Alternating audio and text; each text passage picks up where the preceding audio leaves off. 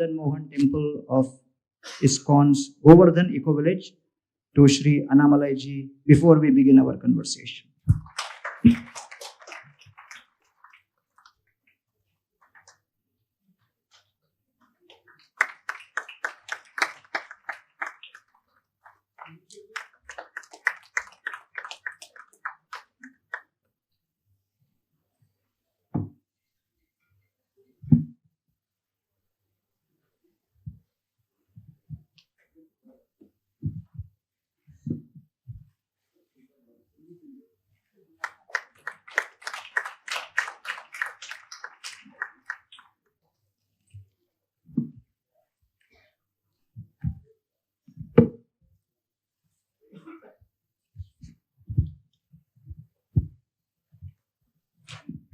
Swamiji, it's a great pleasure to listen to you, and you have shared your wonderful thoughts. And many of us, we keep seeing on YouTube videos, we keep many times wondering, a monk who is able to communicate very realistically, connect to people, different sections of people, a businessman, a civil servant, or a farmer.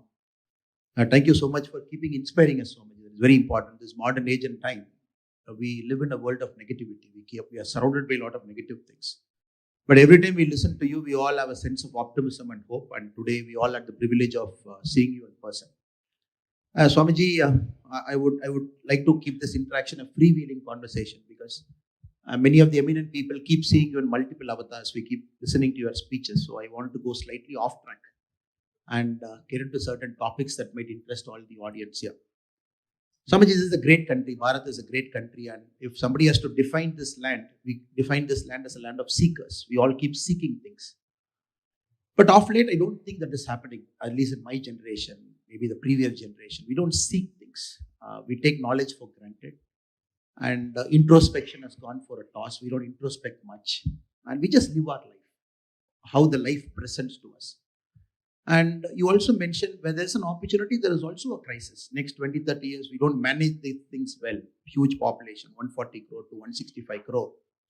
And if you don't have this introspection, in introspection comes humility. Introspection comes a lot of qualities that you mentioned. So what are your thoughts, Swamiji, the present generation? How introspective should we become? It is a very fast-tracked world.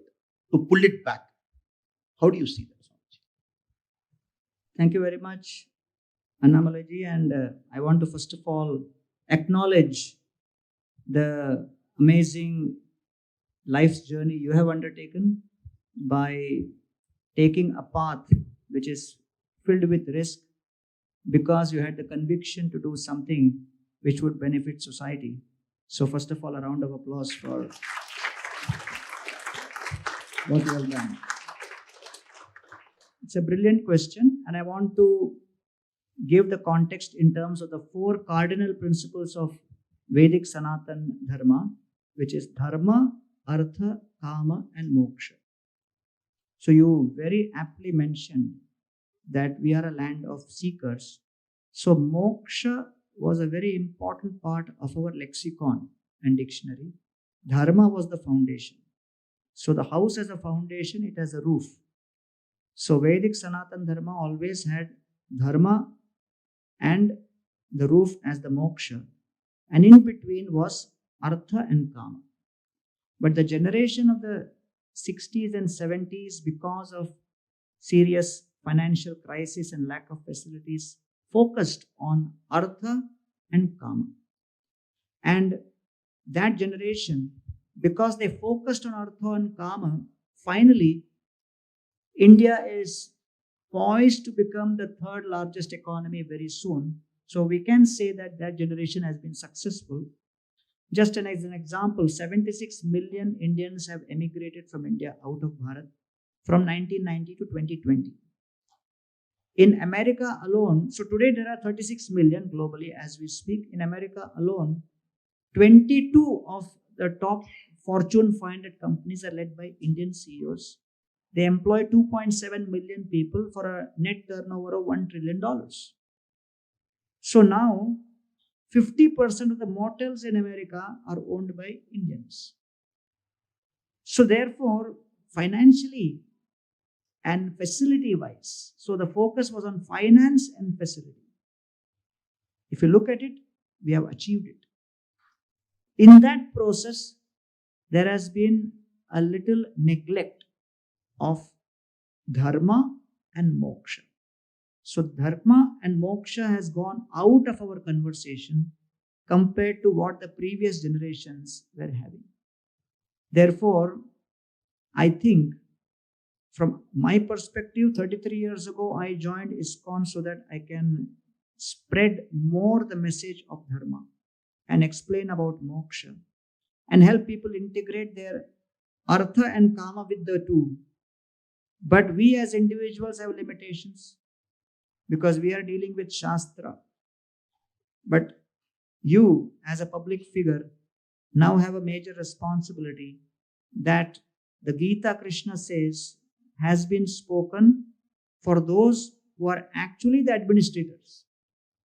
Because Shastra is scripture, Shasan is administration, Shishya is to follow. And when nothing works, Shastra, which is weapons. So all this comes from one word, Shas, which is to rule, which is to control. Therefore, I think with the new education policy 2020, doors have opened for changes in the education system. And I think with influencers like yourself and others who are engaging in the public discourse at a deeper level with people on a regular basis, people who are following how the policies are changing, how the policies are impacting. And I think at the policy level, many things can be changed to integrate this in a way which can have long-term impact. And therefore, we are all setting the blueprint for it by sharing how that ancient message is relevant. But it is now up to all of you to take it to the deeper level so that the last mile impact can be created. And within the education system, it can be embedded. So the ball is in your court. Starts with education, Swamiji. A lot of emphasis on primary education. Absolutely. And it is also interesting, Swamiji has come to Chennai and spoken from Ramayana. And this is a land where sometimes Ramayana is misunderstood here in the political landscape that we all belong to. And Ram Rajya is really misunderstood here, Swamiji. Just the other day, there was a politician from a party. He said, why Ram Rajya is needed in a state like Tamil Nadu? None of us have seen Rama and none of us lived in Rama's age. And this Ram Rajya is a very misunderstood word by many politicians now, Swamiji. Because in my humble opinion, at one point of time when we said the king was great, people looked up to the king, the people were great. Now, the politicians come among the people. And there is a value disorientation in the society as a whole. So how do you see Ram Rajya with current people? Do you see a foreseeable future? Because you look at change from Panchayat to MLAs to MPs, a multiple systemic level changes to bring that kind of a governance model to the present day working. How do you see that, Swamiji? First, what is your definition of Ram Rajya and how do you see it happen? I'll define Ram Rajya, but how to bring systemic change, I'll want to hear from you. What do you say? You agree or not? Okay. So Ram Rajya means 4 things as per Ramayana. First is Shastra, which is scripture. Because Dasharath was there. But along with Dasharatha, Vasishta Muni was always there. So when there is Shastra as the basis, second, the king, Dasharath Maharaj, was always willing to be the Shishya. So in that context, Ramayana gives great description about an entire council of ministers and how Dasharath could not make unilateral decisions. So he would always defer to deep wisdom, which is decision making by consensus, by counsel, by referrals. So that's the second, when there is Shastra and Shishya. The third principle of Ram Rajya is Samaj, which is, all the society elements taking their inputs, hearing from them, understanding what their needs, and that's what Lord Ram personally demonstrated even after coming back. He was hearing feedback. So there was a feedback loop, and Ram would take that feedback seriously, even though it may come from somebody who may not have mattered in terms of influence and power, but keeping the ears open. And fourth is, when there are sadhus like Vasishta, Dasharath Maharaj would allow Vasishta and others to guide and make policies. So when there is Shastra, there is sadhus, there is Shishya, and there is Samaj, all four principles put together in synergy, in harmony, then only Ram Rajya as described in Ramayana moves forward. And therefore Valmiki Ramayana unpacks this in very fascinating ways. But it all revolves around a core principle, which is the fifth principle, that it all begins with the ideal character of the king himself. And therefore Lord Ram went to great extents, sometimes some people may say extremes, to show how he is wanting to preserve the integrity as a leader. So these are some elements as described in Ramayana. Now, how do we bring the context of Ramayana and Ram Rajya in today's day and age?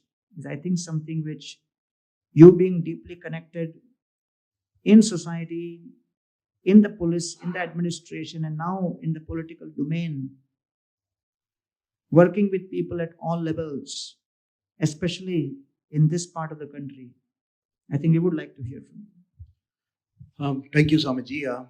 We have some former ministers sitting here, some eminent people. I'll try to make an attempt. People have lived through political lives here. Swamiji, I would say, for me, a great example is Nelson Mandela as a person. I would like to take some attributes from there and connect how things can change. Things will change in the future. Mandela, Swamiji, we all know, even a cursory glance, he went to prison at the age of 42. 1960-62 he went. Came out after 27 years, which is 42 years he went inside the prison, plus 27 you add, 69th year he came out. And you're looking at a person who must have come out as a very angry man, very angry man. 18 years of solitary confinement, 27 years in total. A country dominated by whites, did not give them voting rights. But when he came out in the late 1980s, and what he did 4 years before the election is the crux of how a politician should be, Swamiji, in this modern times. Extreme tolerance to what happened. Because when you sit at that level as a politician, maybe in power, you are dealing with multiple competing groups. Every pressure group will think they are right. Everybody will think they are right. Every caste group will think they are right. Every class will think they are right. So I would say extreme tolerance to sit at that level and to get into everybody's shoes, try to understand from what point of view people speak. And Mandela did it for 4 years. He got into the shoes of white, he got into the shoes of black, sat with them, understood, tried to give them a hope that together they can build a rainbow nation.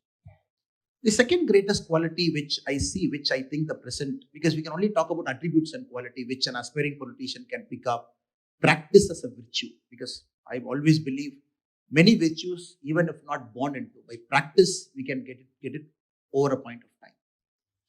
Extreme humility.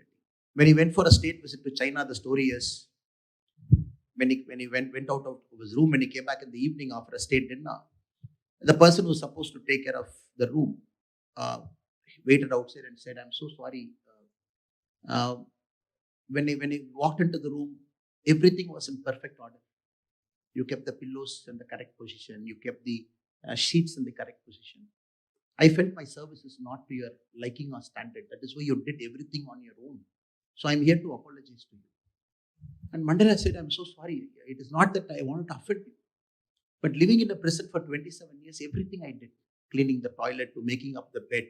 So it is my habit, even as president of a country, to do everything on my own."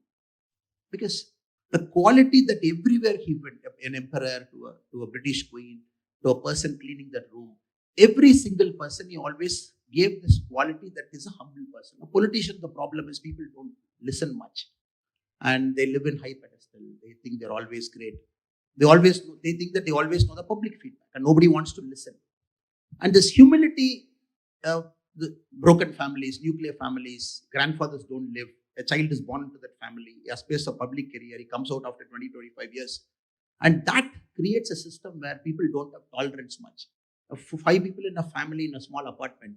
If people can't tolerate that in a politics, how will you tolerate 1 crore or even your 12 lakh people who vote for you?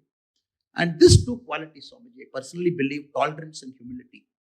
And as a practice, when people practice it over years, and every time they keep themselves in check. They get angry, they tolerate it. They tell people that, look, I have to listen. My job is to listen. My job is to convince. My job is to take people along. And this quality, if we repeatedly start putting into young minds, and there is a political organization also, big political parties, established political parties, when they get good talent inside, it is the ability of the party to groom them at multiple levels, position them at panchayats, position them as assembly candidates or parliamentary members. I think if a political party has got that vision, is able to groom fine talents into the system, do it as a habit for 10, 20 years, I see change possible, Swami, where people will connect to politicians. Excellent. They connect to it. Because right now, you see the youngsters, wherever neighboring countries or across the world, the youngsters just want to vote out any politician who's in power. In Tamilnadu, I've seen this election, probably day after tomorrow, the results will show which way it is swinging. They just want to come out and vote. Because you talk to a youngster below 30 years of age, the first thing they say, I don't trust people. I don't trust anybody wearing a white shirt or a white dhoti. Because there is a disconnect in the society to the current set of politicians.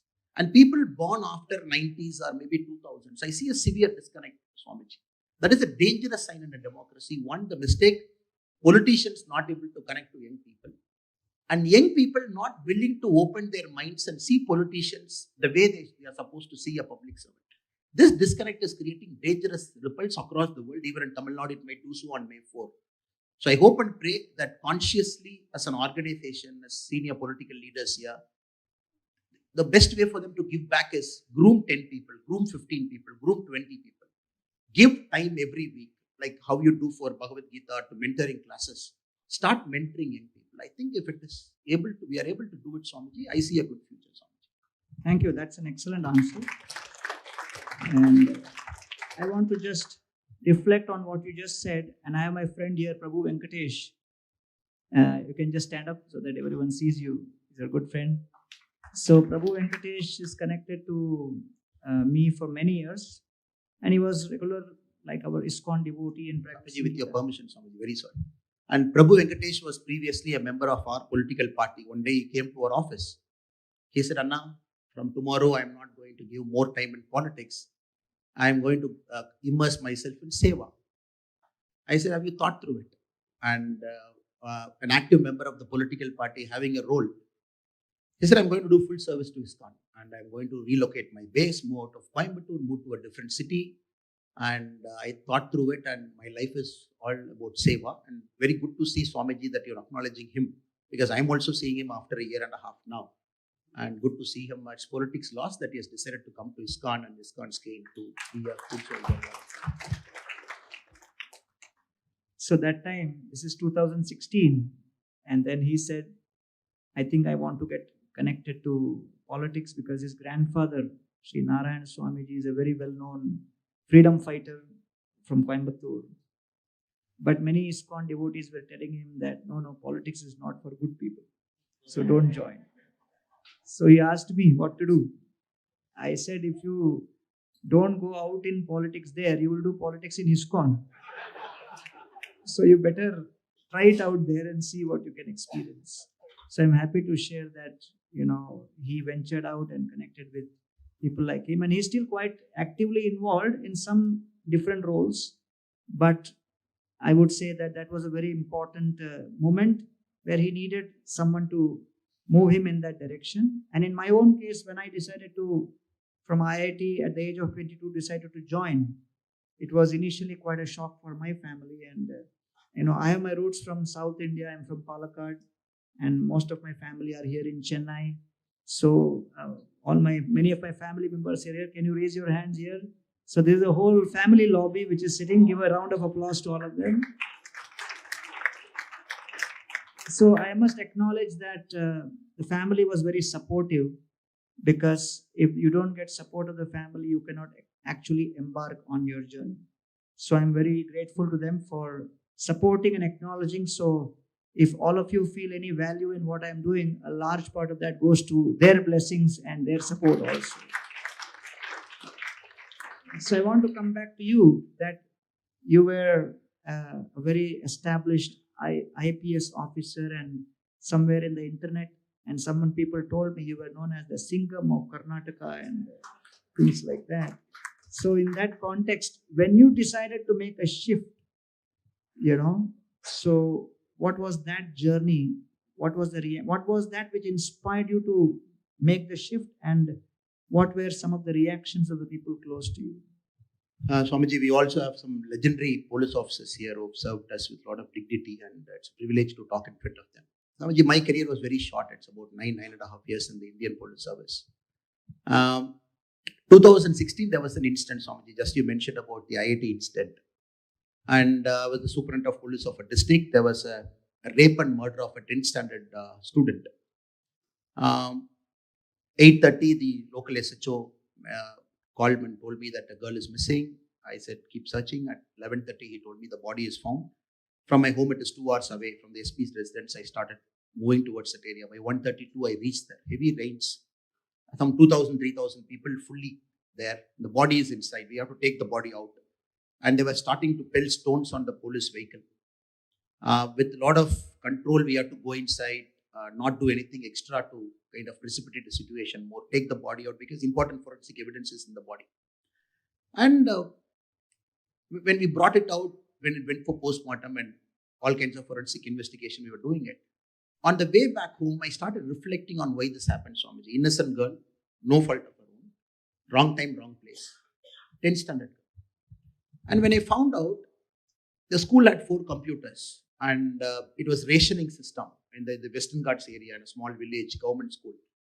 And her chance came at 6:30, the last person to operate that computer.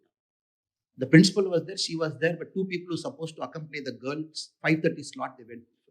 So she finished her computer class in the classroom. She started walking 3.5 kilometers to her home.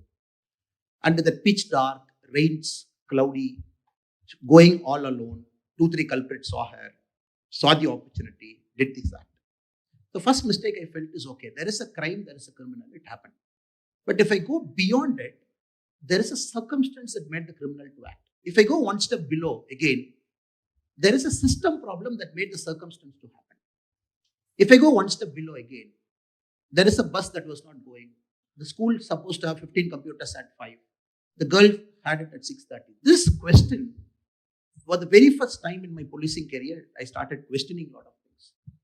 So what is the crime? What is the manifestation of a crime? Why it is happening? At what level we are trying to solve it? Maybe this questioning got deeper and deeper and deeper. 2018, I had the opportunity to take a Kailash pilgrimage. I always wanted to come out and do something in the grassroots, start, maybe get into education, focus on getting the right person, not get into this kind of kids don't study, broken families, come out, commit this kind of crimes. But never had the courage to act on it.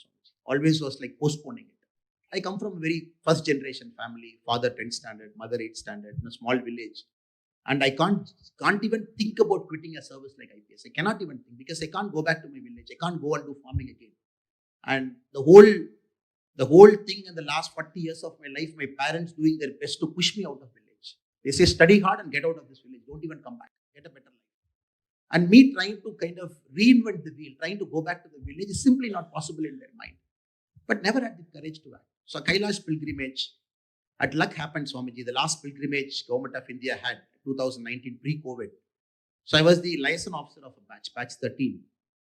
And it was the longest batch in Kailash Mansarovar's history. We took 56 days to complete the whole yatra. While going, there was a terrible flood in Buji village, got problem, telecommunication. So there was a time when we had to ration food to all the 50, 60 people we took along with us. Helicopters was not coming in, food was not coming in, communication cut off. First time in my life, Swamiji, I was living in a place almost 20-25 days where I could meet only the 50 people. where as a liaison officer, my duty is to take care of the 50 people. Mothers are crying, children left back home, no communication. A pilgrimage supposed to take 23 days is taking 56 days. Visa got over. Again, I had to come back and get the visa. And the whole process, Swamiji, maybe it took me back to my original being as a human being, very original being, not ego, not thinking of power dimension, not thinking of those things. When I started questioning what I have to do, the answer was very clear. Just do what is right, what you think gives you happiness. When you mentioned about thoughts, words, in Tamil, I keep telling every time I pray to a God, I ask only one thing. Dear God, always make sure my ennam sol sayal, my thinking, my words and my action is in one alignment. That's it. As long as it is happening, things will happen. Even right or wrong things you do, we accept it. Ennam sol sayal. I got into a stage where my ennam sol sayal was not in consonance, not in an alignment. So that pilgrimage with 23 days of, 56 days of total thing and 23 days of disconnectivity, it gave me that zone to think very clearly. I just came out and quit and walked out. And I've never thought about convincing the parents. I felt these three things are in alignment. Then politics happened second, Swamiji. It is not that I planned to get into politics. I started a foundation called We the Leaders, again from the village, ran it for a year. Volunteers, get into colleges, get into schools, get into basic education, get them to go out and get a job, work with broken family kids, get into organic farming. So politics happened later, Swamiji. So even now, I take a lot of pride in calling me as a chief servant of We the Leaders Foundation. So we do a lot of quality work at the grassroots level to fix human beings at the fundamental level. And now we all know politics is something that can only happen, Swamiji. You can keep doing what you have to do and things will happen at one point of time. It is like a critical mass. Just like the nuclear reaction, it cannot happen tomorrow. You just keep doing it. When the critical mass happens, the explosion will happen. So I hope and pray that whatever me and other people sitting in this room, a lot of us do it to have a general vision of good politics for our state. It will happen one day. But like you said, not to get impatient, have that tolerance and humility to go there. But to answer it in one word is to answer that simple question of why that girl died. Now, in my own humble way, Swamiji, I instituted a scholarship in that same school. And we brought computers. Even now, I work with that school. That since they studied 10th standard, the first girl who comes in that school, me and a group of friends, we sponsor her education, complete education after that from the government school. Because this, I believe, is my closure. As an SP, the question that was gnawing me, should I put more patrol vehicles? Should my sub-inspector be more smarter? Should we have put more CCTV? Should we have taken more rowdy registers and checked? Even, I think that is a dangerous thing for a policeman. You start getting into this moral angle as a policeman. I don't think you can do your job very efficiently, Swamiji. This is my thing, but we have legendary officers who have served with a lot of conviction for 30, 40 years. And now, I would say that I'm not at a happy or not at a sad place.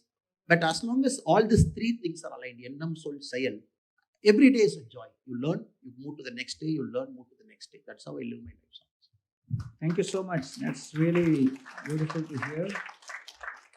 And, I want to reflect back on what you just said about how important it is for us to live as per our inner calling.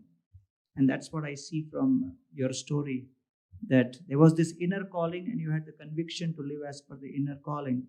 And I think when you began our conversation, you mentioned about how India is losing its DNA of being seekers.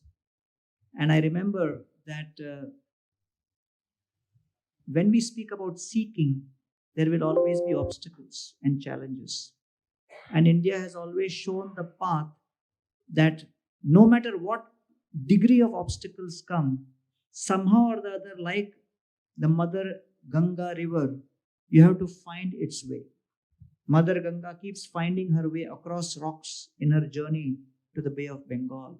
And I think that's been a very powerful DNA of this land, where people with all the challenges, obstacles, difficulties may be helpless, but they never become hopeless. And that's one thing what spirituality brings to the table, helping people in helpless situation maintain their hope. I was traveling to IIT Kharagpur for an event with two of my friends from America, Our flight landed in Kolkata. When I came out, they told me that it is the Bengal Bandh that day. So we were welcomed with garlands and we were told Bengal Bandh. So I told my friends who had come to pick me up, who were the organizers, so today is Bengal Bandh, so program must be cancelled. They said, no, program is on. I said, Bengal Bandh, cars cannot move. How can we go to the 3 hours journey? They said, we have come to pick you up in ambulance. So that is what is called out of box thinking. So when we were entering ambulance, my two American friends asked me, why are we entering ambulance? I said, good question, but answer will take half an hour because I have to explain what is bandh to you.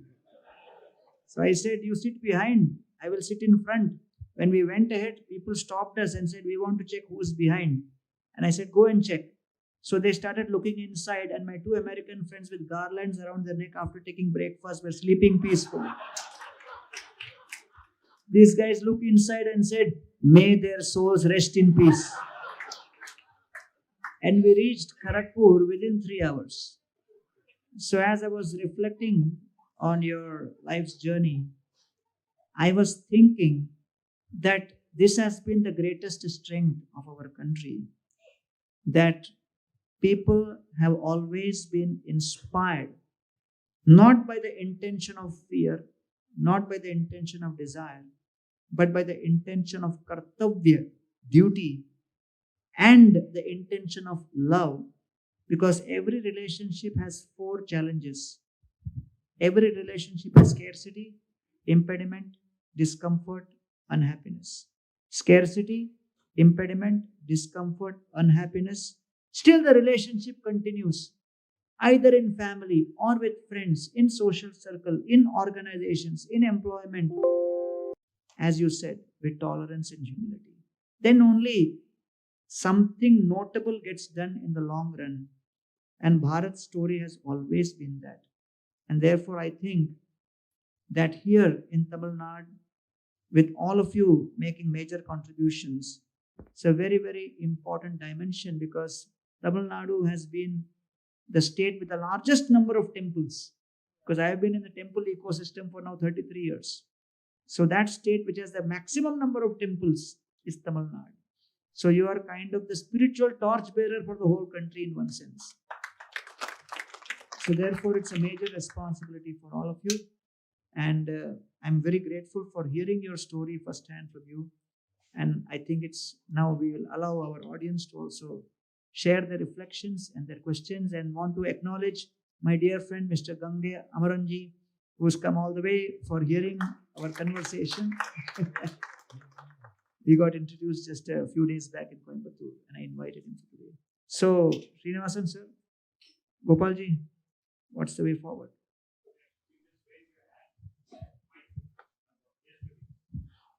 My question is actually to both of you. There must have been many times when you wanted something to happen very deeply for whatever reason, and it wouldn't have happened. In those kind of times, what are specific things that you do to give you the courage to move on and still hope and make things happen? Very, very, and I'm asking for very basic things.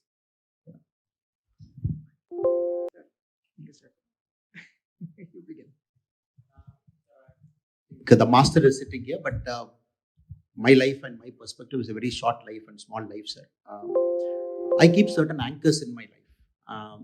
For me, the anchoring is my system in my village farm.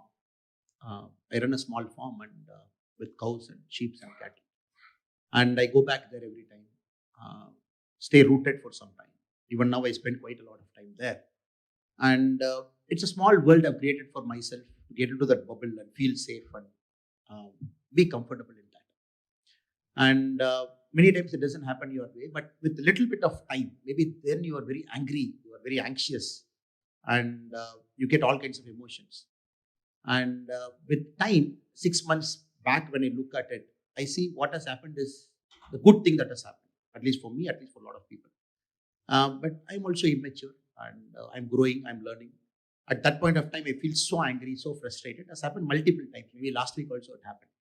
But every time I go back to that form because that is my way of detaching, my way of getting anchoring on one part. And just saying that I can't control this, but maybe 6 months later I'll know why it happened. And this is my small world I've created. I would urge a lot of people, when youngsters, when they meet me, political colleagues also, I tell them, create a small safe world. Maybe a seva, maybe an NGO, maybe something that you're very passionate about.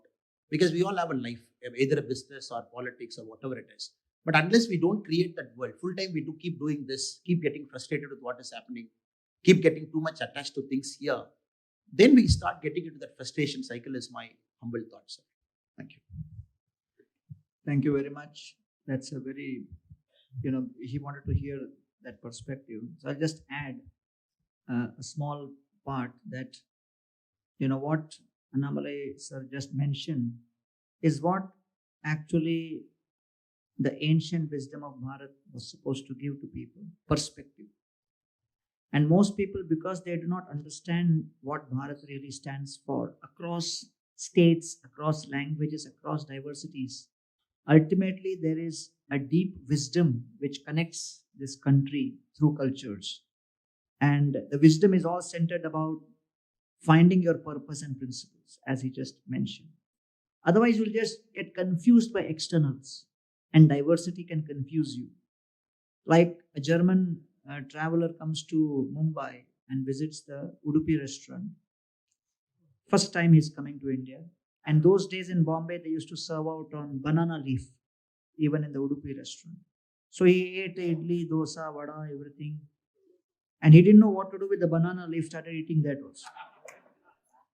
So on the way out, the manager asked him, the German traveler, how was the food, sir? The traveler said, food was good, the salad was very stiff. So when people say, I can't understand India, it is so diverse, so complex.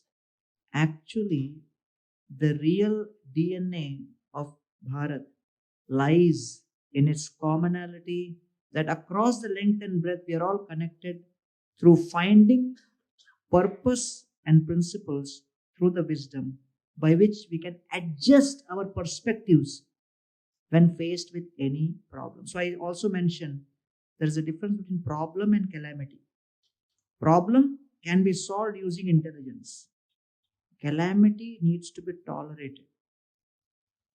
And you need that strength to tolerate, the perspective to tolerate. Therefore, sun failing in 10th standard is a problem. Losing the sun in a car accident is a calamity.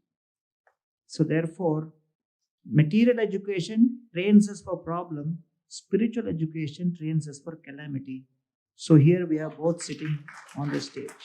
Thank you. My question to Sri Govardhanadas Prabhuji, what lessons would you draw, what qualities would you draw to the life of Krishna as portrayed in the Bhagavata Purana? Thank you. Krishna in the Bhagavad Purana represents the embodiment of love. And therefore, he is known as Purna Purushottama, where he is demonstrating Rasaraja in all different rasas, he is active. So therefore, Krishna, right from his childhood till he ends his pastime, demonstrates that the most important thing through his birth, he demonstrates, is Vasudeva lost 6 sons. Then Krishna was born as the 8th son. But still, Vasudeva did not give up. So therefore, Krishna is demonstrating through Vasudeva that you may be helpless in life. But the message of Janmashtami is Krishna only appears when, in spite of being helpless, you do not become hopeless. And therefore, Krishna acknowledges and reciprocates with those who continue with determination, dedication, and total devotion to their service. And I think, these are some of the brilliant things we just heard from Annamalai sir also. So the principles are demonstrated by Krishna in the Bhagavad Puran, and we need to imbibe it in our own lives. and then life will become transformative. Thank you. Gaurangada, this question is on the four characters based on which you were drawing these four principles. Are we, overdoing the Bharat Act in India currently? This idea of tolerance, whatever not right things happen, you still tolerate. Should we actually have created a counter character for Bharat? Where, he knows that it's unfair, but he still puts on chapel and then sits on it and rules the country 14 years. Rather than blasting away this dharmic to-do of this is what is done, father has said something, I need to do this. The same father goes and tells him, don't come anywhere near me at the end of it. See, this whole unrest that he's talking about, the Gen Z disconnect or whatever, is it all somewhere based on this excessive internalizing of tolerance as a basic fundamental thing? Whatever you see as not right, you still live with this. Whether it's in the case of a political person, for instance. If he sees injustice, he will still need to tolerate, because somewhere we've internalized that keep tolerating. Would you actually like to explain to me what you meant that these four things are important, tolerance is especially important, even in the light of something undharmic happening? Are we supposed to still tolerate? Thank you so much. Your name? Pandyraj is my name. Thank you so much. And we will answer together, because based on our duties, I represent tolerance. He's supposed to represent intolerance, because as a police officer, he has been trained to fight against injustice. And that's what Krishna told Arjuna, because Arjuna started giving lecture to Krishna on tolerance on the battlefield. And Krishna said, hey, what is this? You have been trained to fight, and you are giving lecture and discourse on tolerance. And why Arjuna began speaking on tolerance? When he saw Duryodhan, he said, I am ready. Then suddenly Krishna brought his chariot in front of Bhishma. Arjuna looked at Bhishma and said, oh, his grandfather. How can I kill him? I have to love him. And then he saw Bhishma, Dronacharya. That is my teacher. I am supposed to respect him. Arjuna got confused. So he started giving lecture on tolerance. Krishna said, no, I want you to fight.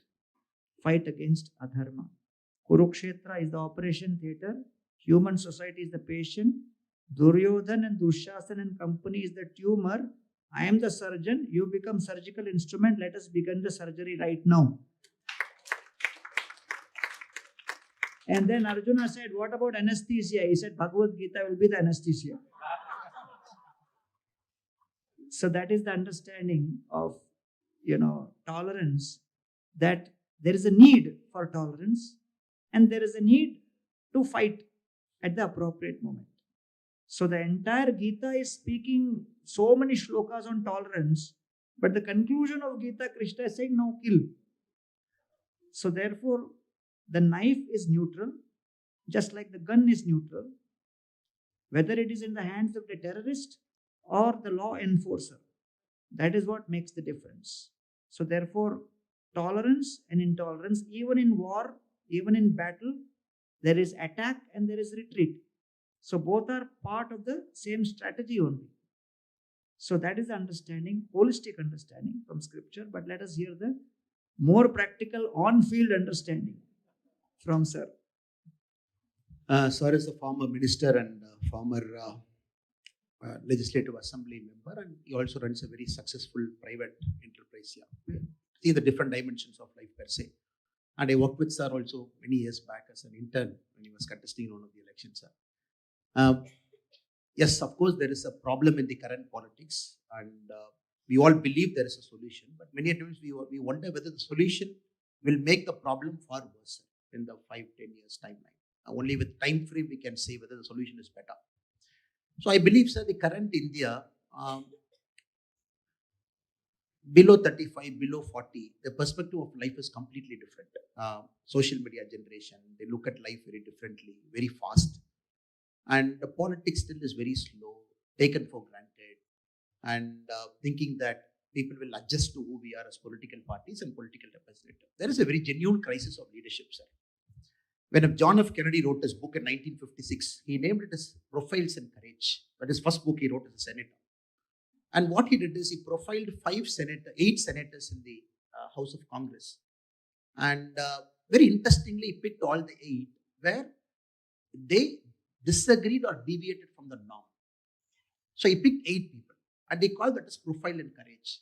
For example, there was a very famous character, one among the 8, he picked a person called Robert Taft, a senator from Ohio, because he questioned the Nuremberg trials of Hitler Germany that happened. He was against Hitler, but he questioned, saying, how can you bring certain principles into the trial which is right now not governed by the UN Charter or the League of Nations Charter? He lost his nomination for the Republican Party for the president. So he profiles all these 8 people to say, politicians many a time should stand up to truth, question things that is not right. They should not just sail with the common wisdom of the public, because he felt politicians have a moral duty to rise above the public wisdom and to stand as paragons of virtue. So he named this book as Profiles in Courage. I would believe right now we should have a book called Profiles in Character or Profiles in Integrity, where we all adjust to what is happening there. So none of us dare to speak because there is a repercussion the system will bring on you, the political organization will bring on you. And that also has to change, sir. I think we look at this probably the next 20, 30 years of politics as a place where internal democracy within the political system. And so that you use this whip rule. In Indian parliament, we have this whip. Once you issue a whip, you go as a member of parliament, you just see what the party has said, you come out. And again, you go to British parliamentary system, many people disagree with them. And they proudly do it. And the party also accepts it as a matter of fact. So this is a small tolerance is there, humility is there, but also same time, the basic character building of a politician or people sitting in high public office, they should speak out and be paragons of virtue above the common wisdom. So right now, everybody wants to sail with the common wisdom. That is where we see a disconnect of this present Gen Z, the youth. They feel disconnected because everybody speaks the same language. You see the political language of a country, everybody speaks the same language. Nobody wants to speak a different language. So I think Sir has a point in my personal view, the way he has put it across. And the party should start having even internal party disagreements also. Take it as a virtue. Yes, of course, tolerance is important. So that you don't create solutions that become far worse than the problem. I'm not sure whether I articulated properly, but this is my thinking from it. I think absolutely right. And I want to just add to what you just said, that expression of disagreement is what is the name given to Vibhishana. The word Vibhishana means one who makes Ravan nervous, who becomes very dangerous for Ravan. Why Ravana felt Vibhishana to be very dangerous? Because Vibhishan was the only person Ravana could not forcibly make him agree. With all the power he had, all the wealth he had, Vibhishana would speak up when he wanted to. And that is what Ravana was most afraid of. So the freedom to speak when one is in a certain situation is what Vibhishana represents, just to complete the loop on Ramayana. Thank you. Hare Krishna Swami and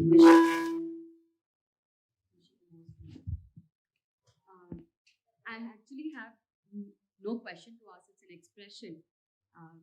Especially I've been hearing this a couple times from Sir, someone who shared earlier also, that the next generation seems to have a disconnect.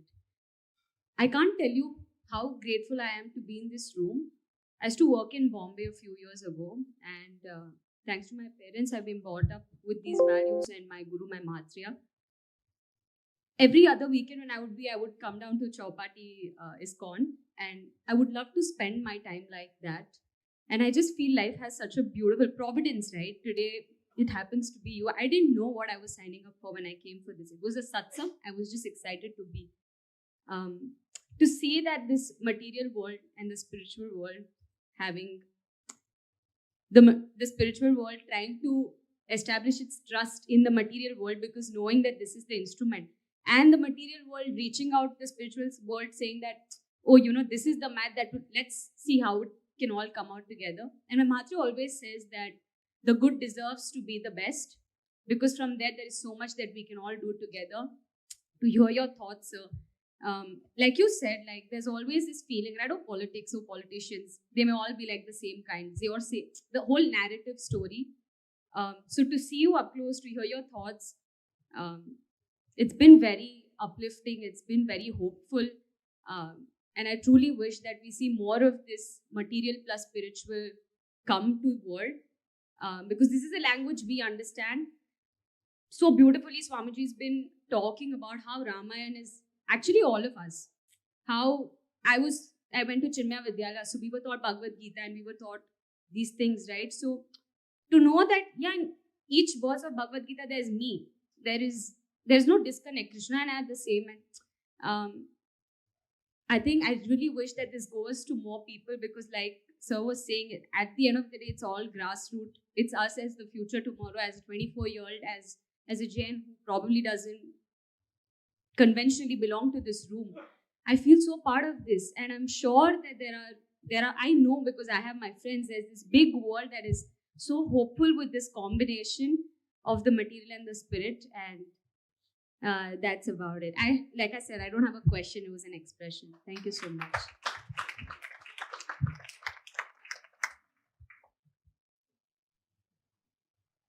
My name is Rajaram.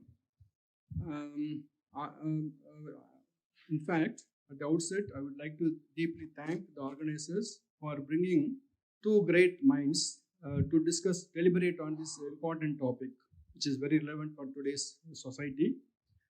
In support of our former minister, Mr. Mafai Pandirajan, I would like to say that our religion has taught too much of tolerance for our people.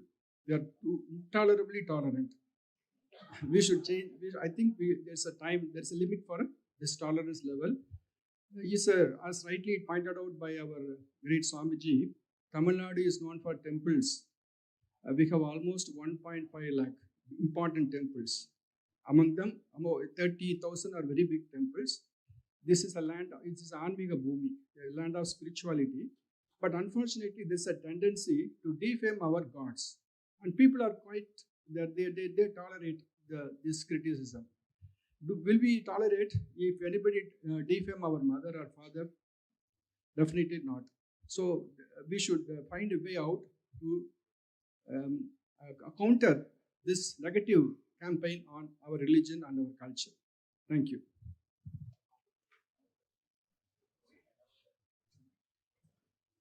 For me, there is a moral conundrum that you have to help me out with. So I am a Karyakarta from the same party as my leader, Shri Annamalai. So we've been talking about Ram Raja. But what I fail to understand, in a Western construct of democracy and a constitution heavily borrowed from the Western sources, how are we to put in this, the ethical values of Ram Raja? And who is our Ram? Is it the Prime Minister? Or, as we say in democracy, the people are the bosses. So how is this moral conundrum to be solved? One. Another question is, so as a politician, I am supposed to be ambitious. I'm supposed to be, very invigorated about the problems that is happening around me. So there is this conundrum again of my significance and insignificance within the system. How do I weigh in at that part? So I want both of you to help me out there. Sure. What's your name? My name is Karthik Gopinath, sir. Karthik. Karthik Gopinath.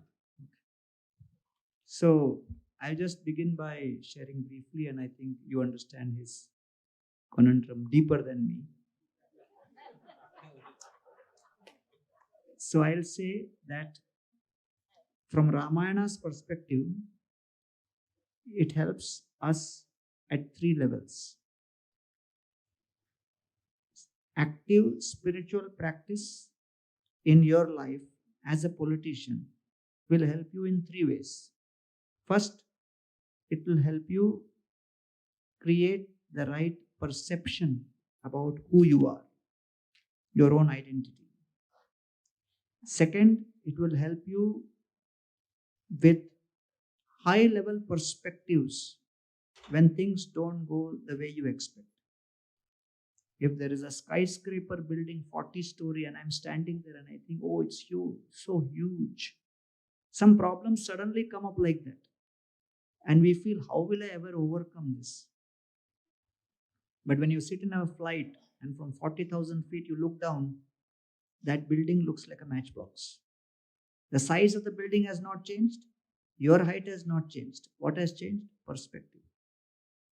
So spirituality helps you with perception, perspective, and the third principle is peer relations. Because ultimately you realize, I have difference of opinion with them, they have difference of opinion with me, but at the end of the day, we are all souls, and therefore Vasudhaiva Kutumbakam. We are ultimately part of a larger family. So therefore, I would say that in the current context, I can only recommend Ram Rajya to be implemented at a personal level, where, as they say, circle of influence and circle of concern. But we can only invest in circle of influence. We can have concern about practically everything on the planet. So the influence which I feel we have fully is over our own lives, our own thoughts. So when you apply the principles of Ramayana and Bhagavad Gita and spirituality in personal lives, then your perception will improve, your perspectives will become manifold, and your peer relations will go to the next level.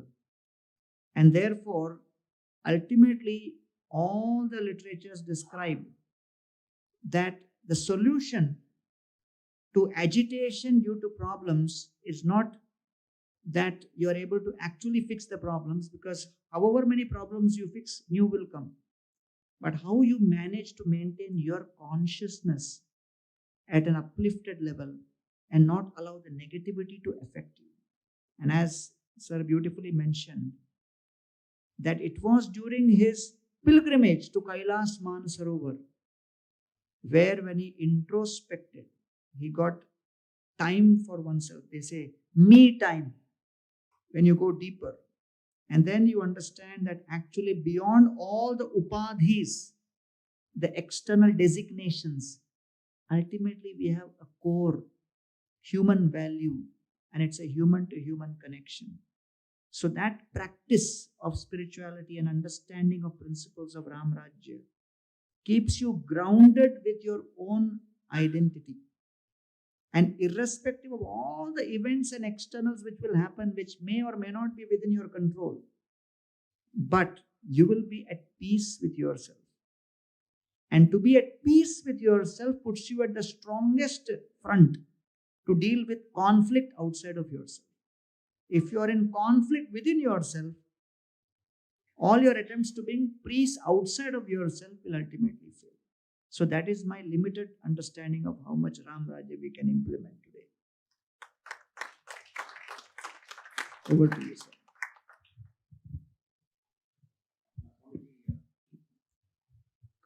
Karthik Gopinath is a very valued colleague and a YouTuber. He runs a YouTube on a daily basis with more than 1 million subscribers. So he does it on a daily basis, and politics is a calling he just came now. Swamiji, with all humility, I believe there is an answer in Ramayana itself.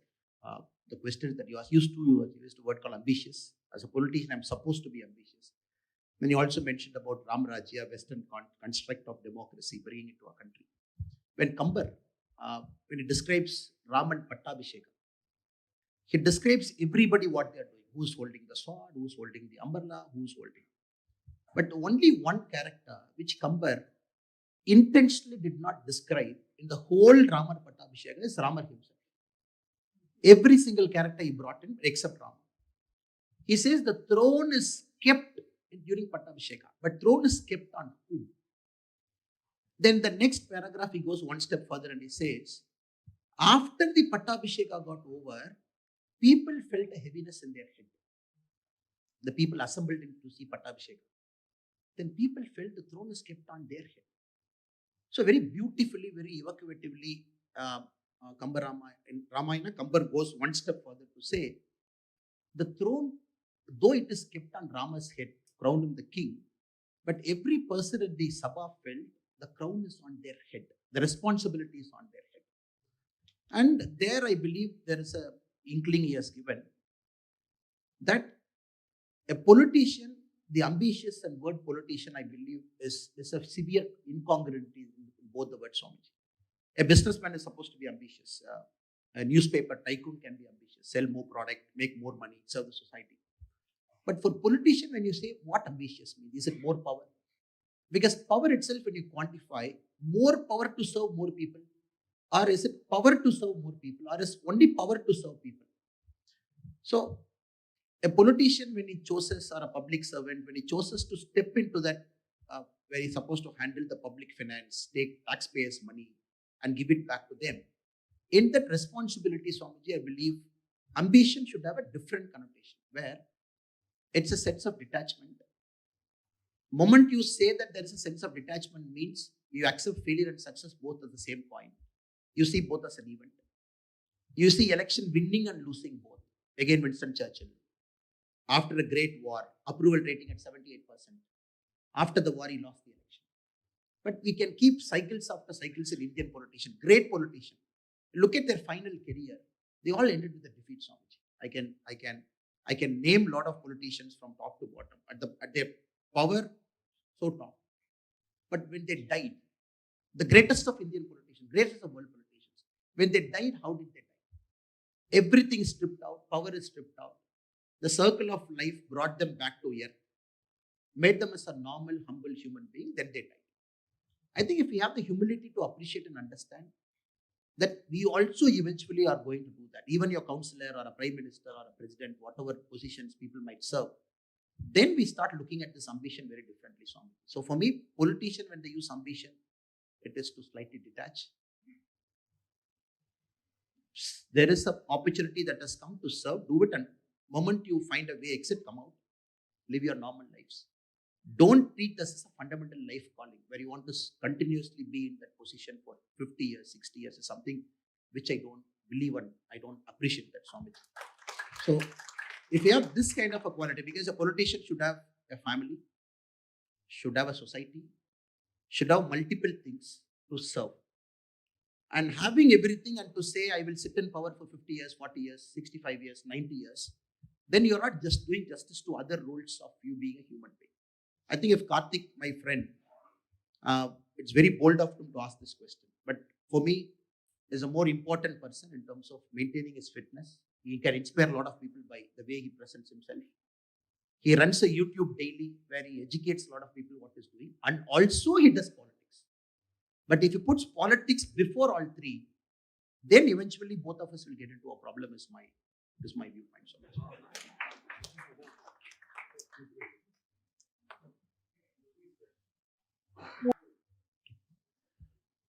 before I fulfill my pleasant duty of proposing a vote of thanks, I request a standing ovation for this fantastic session that we have had.